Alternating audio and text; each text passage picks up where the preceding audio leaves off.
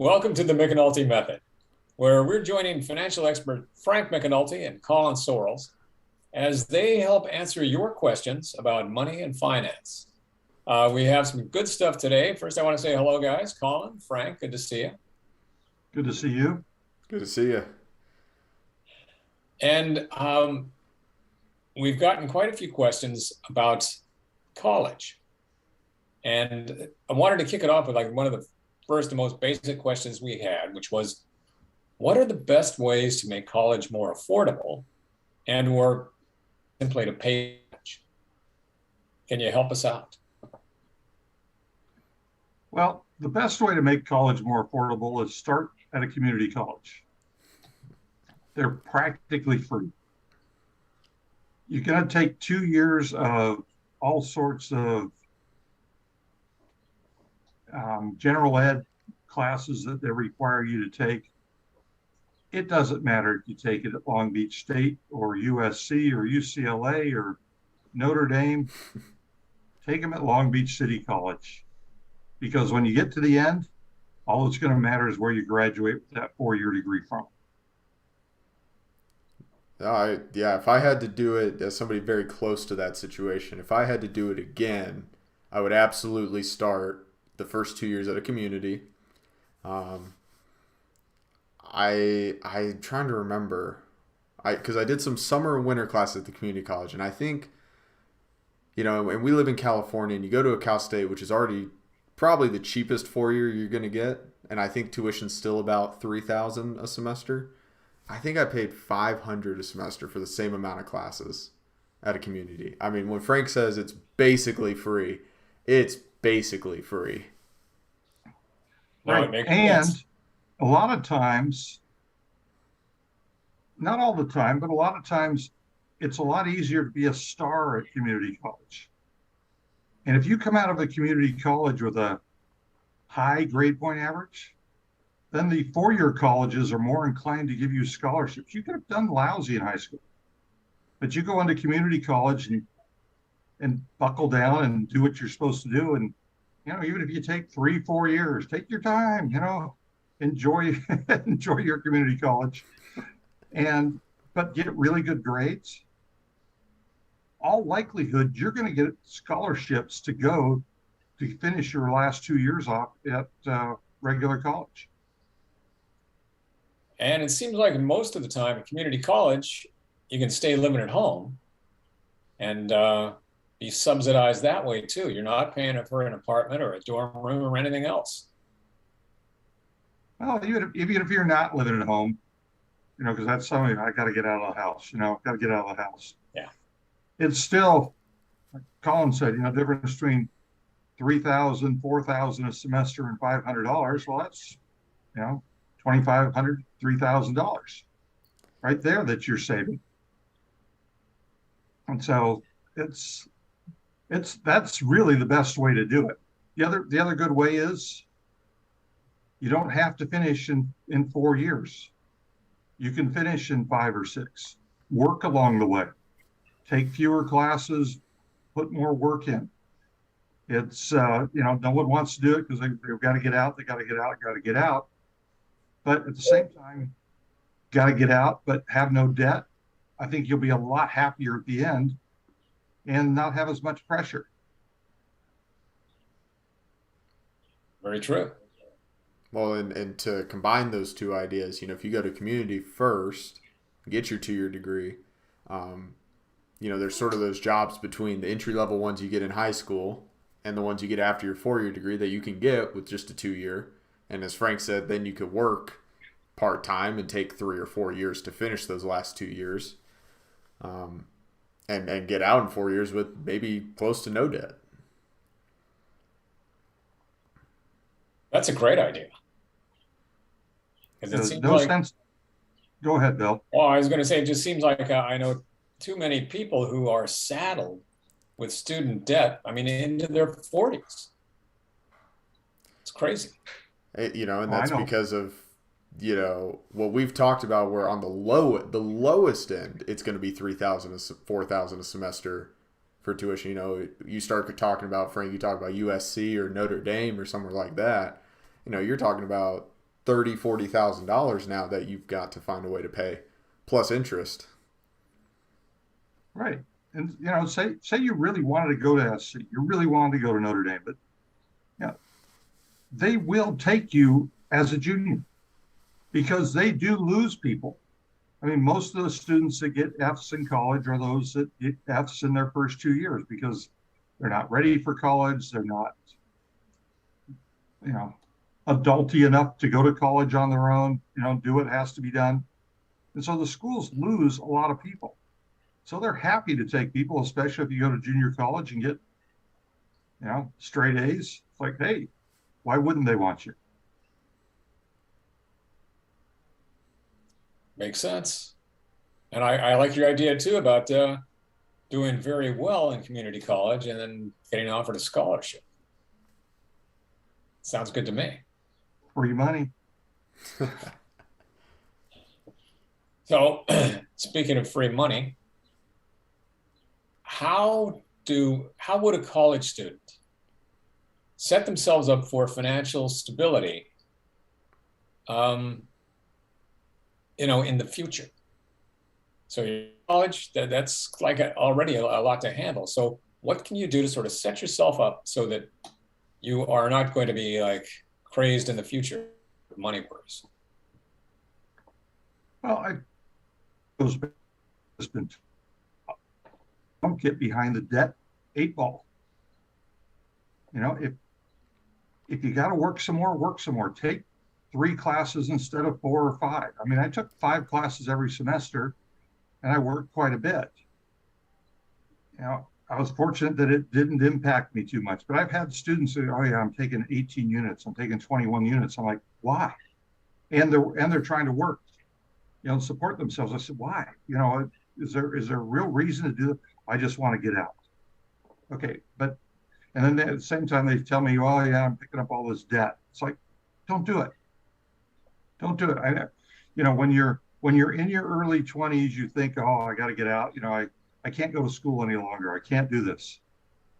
But looking back at it from our end of the spectrum, Bill, I think we're like, geez, who cares? Some of the happiest people I knew were on the 10-year plan. I was going to say, look back, should have stayed longer. Yeah. And they still, they went to work. They got their. One friend especially, he got his engineering degree after like 10 years at Long Beach State. Went to work for one of the big aerospace companies, and he's already retired. So it's like, wow. So yeah, don't dig yourself a hole. It's the same with credit cards, anything. Just don't get in debt. Well, that's and that's where most people probably are struggling now is they take on all this debt because they're not working or they're trying to take a bunch of classes and their interest payments alone are probably barely what they can afford to begin with right out of college. So I definitely agree with you about keeping the debt down. And then the other thing I would add to it is if you can be in a position where, or if you are in the position where you're either outpacing your debt, being able to pay it off as you go, or you're in a fortunate spot where you don't have any debt, get in the habit of paying yourself as a college student. We talk a lot on here about time is everything.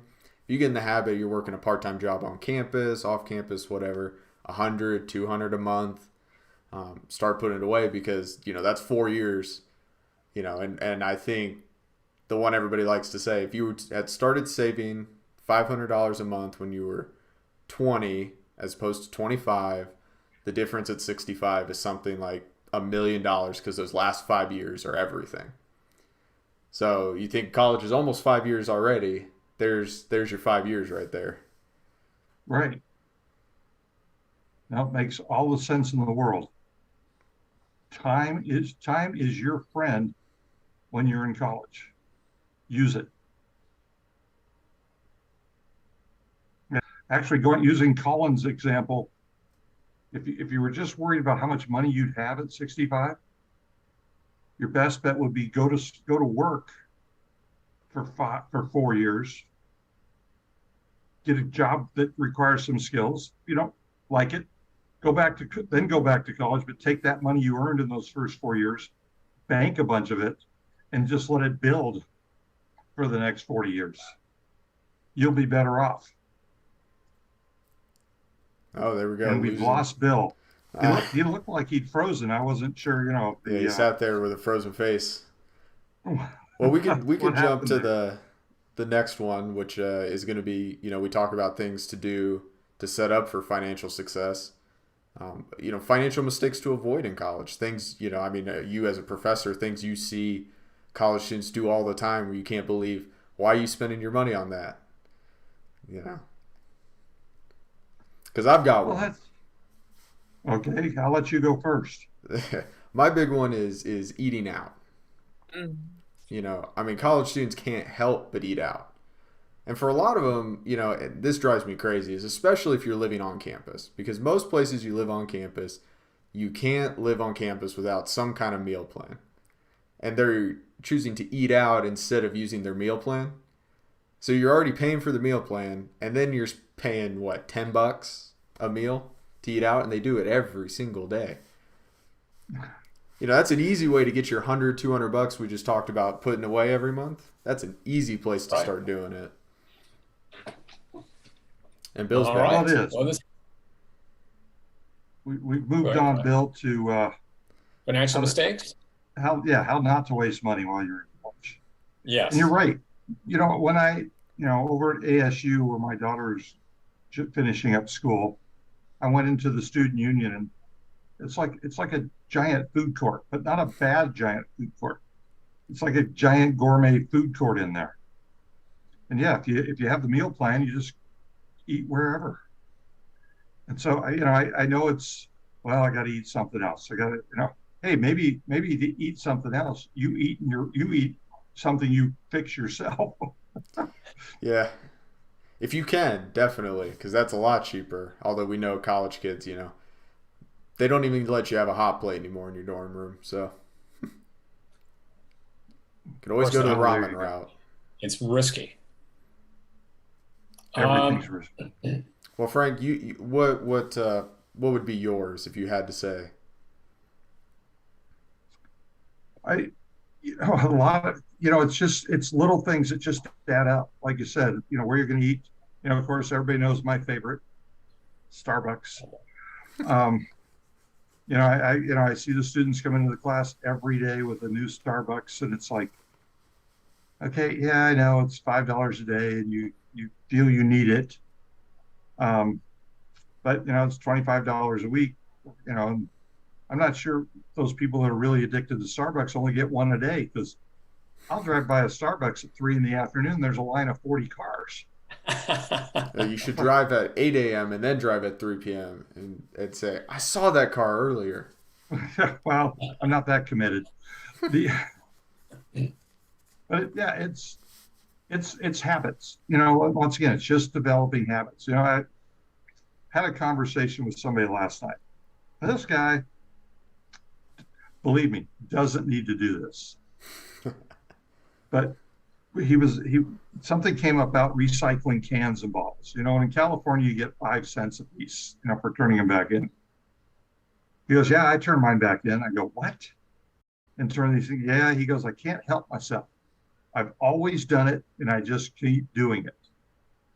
So it's sort of like, okay, does he need the $5 or $10 a month he gets from this? No. Does he waste more money probably with gas to get there and get rid of them? Yes. Probably right now, yeah. But it's the fact that for his entire life, he's recycled his own cans and bottles and gotten that money. And so now he just has to do it. And so once again, it's, setting up the habits. And it's not, like we talked with budgets, it's not about being crazy about it. I'm going to pick up somebody else's can off the side of the road. Like that. Now, now you're getting crazy. You're not going to high schools at night getting their cans? No. We used to see those all the time.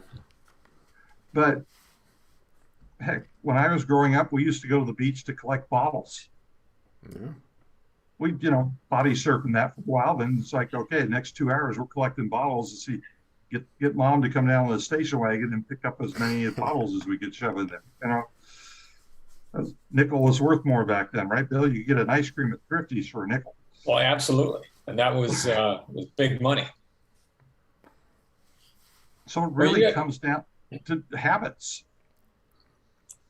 It's the old story that your habits run you one way or another, so they might as well be good ones. And you talk about just this last one on this topic, habits, just hit my head. The first time I was in a position in school where, and I was fortunate, to be ahead of my dad, living on campus, having that first job, or working 2 miles away at one of the shopping centers, and bringing in probably $700-800 a month. I found myself buying a lot of things impulsively just because I wasn't thinking about, and fortunately, I'm not paying the student debt right now. But if you were in that position, you're in school, you're not really thinking about this because they don't charge you interest a lot of times while you're in school. So it's just kind of this out there thing. You get that first job starting to buy things impulsively that you don't really need. Well, that's the worst thing about the internet. Amazon is people's downfall. That's right. Amazon is the devil of the internet versus Starbucks, But because, I see it. All I got to do is hit this button and I can buy it. Whereas otherwise, if you actually had to drive to the store, you go, oh, I need this. Then a month later, you go, I really don't need it because you never went to the store to buy it. That's what DoorDash and Uber did for food, too. Getting back to that one. Oh, I could just get it right here. Well, see, I do not believe in having food delivered. If I am now, not if you're sick or something, there's always special circumstances. But if you can't get off your butt and go pick up the food that you want to eat at home, you don't need it that bad, in my mind.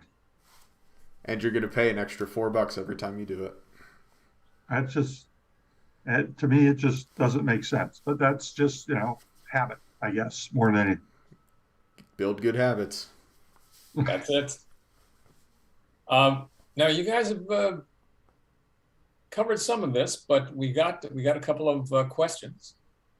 And one is from a student who has a plan to get through 4 years of college for roughly $30,000.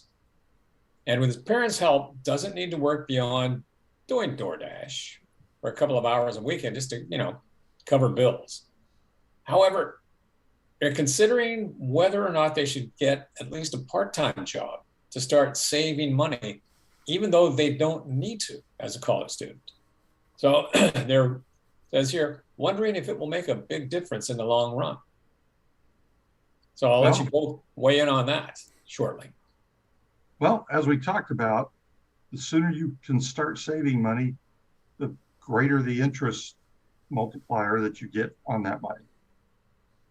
So that's one reason. The other reason is, quite honestly, if you get all the way through college and you've never really worked, most people aren't going to hire you, or you're gonna be at the bottom of the pile, because they want to make sure that you actually know how to show up for work. You actually know how to work with others.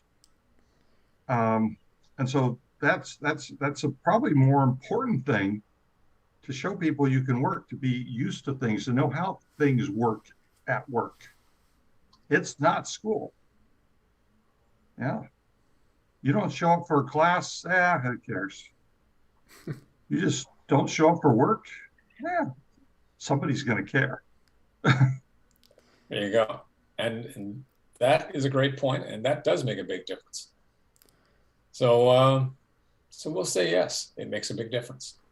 Colin, what do you think? Absolutely. You bring up a great life lesson there about work, but if it's purely dollars and cents, I'm sure you can find an article on this. Look at the breakdown. We've done an Excel on this before. I'll have to find that and put the link down to it in the description. We looked at an Excel of what 40 years was. Look at what the difference in the last 4 years is. It's a big difference. So yeah, it makes a difference. And if you're doing DoorDash already on the weekend and you're going to go to a part-time, you're probably talking about do you have an extra 8 hours in your week, or 8 to 10 hours on top of what you do for DoorDash to give? I'm a believer. Most 4-year students can find 20 hours a week to work. Oh, I agree with you completely.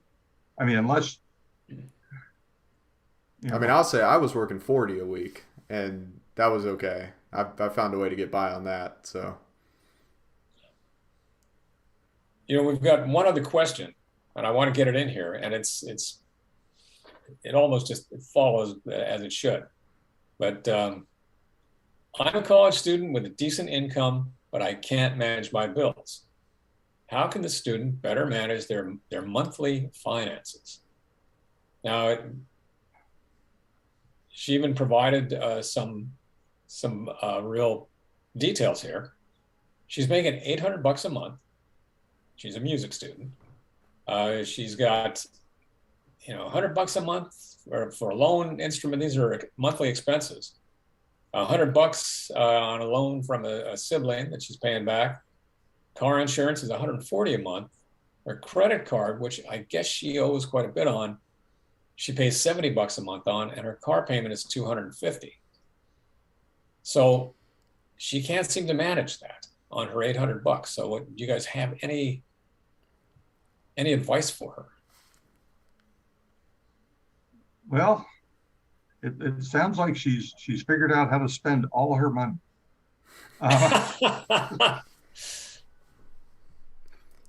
Between the car payment of $250 and the car insurance of $140, she's spending half her money each month on her car.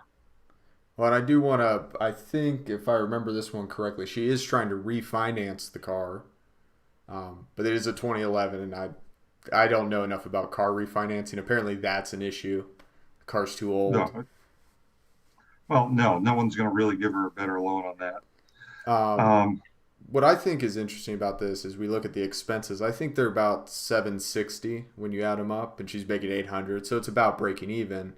But you made the point about the credit card. And I think that high payment is because you maxed it out, and we see still she's giving $100 to savings.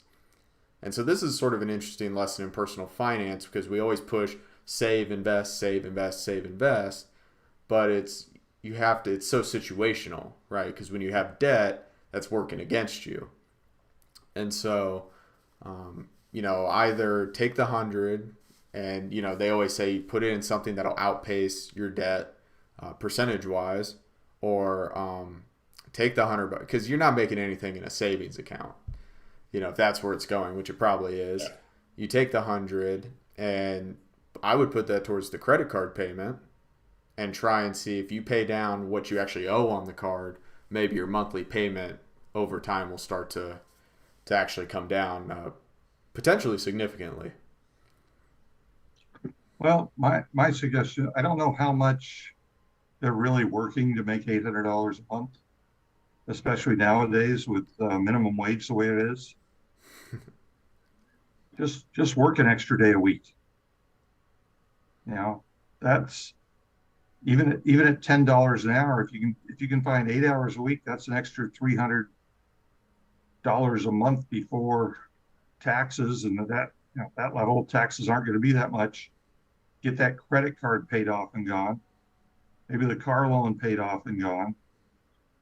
It's because what's the big problems here? She's got these twin monkeys sitting on her back of car payment, credit card payment. Didn't have those, wouldn't be a problem. I know it's tough to buy a car nowadays for cash, because everything's gotten to be so high. But you just get a short-term pain to get rid of the debt can lead to a lot of long-term relief, so you don't have to worry about it anymore. It's almost a good lesson to be learning at this age. Shoot, I got this debt that I'm trying to cover. Maybe I try to not to do that too much going forward with my life. There you go. One of the most important lessons you can learn in college. Don't increase your debt. The problem is the whole world conspires against college students, because they assume, oh, they're going to college, they're going to get a good job. We can lend them money. They'll be able to pay. And so as soon as you show up at college, I think, I'm not sure if they still do this, but a lot of times almost in the welcome package to college, you get a credit card application. Mm-hmm.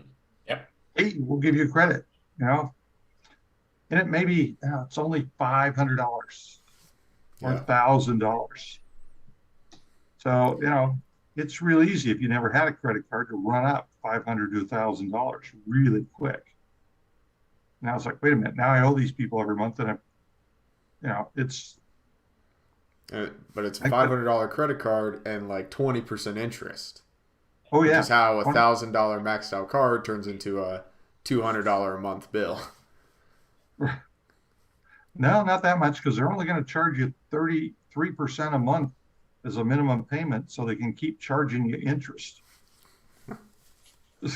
And that's really they are not nice people. As an emergency use, credit cards are great. If you have the discipline to use them for only things that you would buy anyways, and you pay it off every month, credit cards are great. But unfortunately, in too many hands, it's like, hey, it's only one, it's not going to hurt. All right. So get rid of the credit card and car payments, and I guess use that $100 if you can, and pick up some extra hours. Yeah. There you go. I mean, in a lot of ways, this person's actually very lucky, because they obviously aren't working that much at outside employment.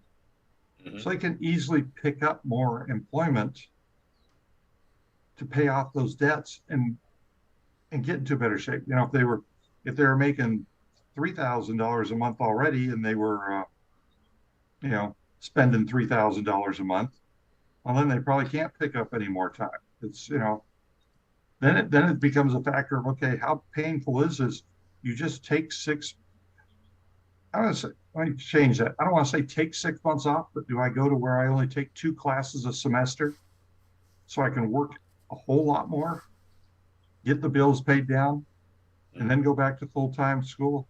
I hate the idea of people taking school completely off, because you get out of the habit of school. Yeah. Because that's a habit as well. We saw that with COVID and all these Zoom classes. A whole lot of people forgot how to go to school.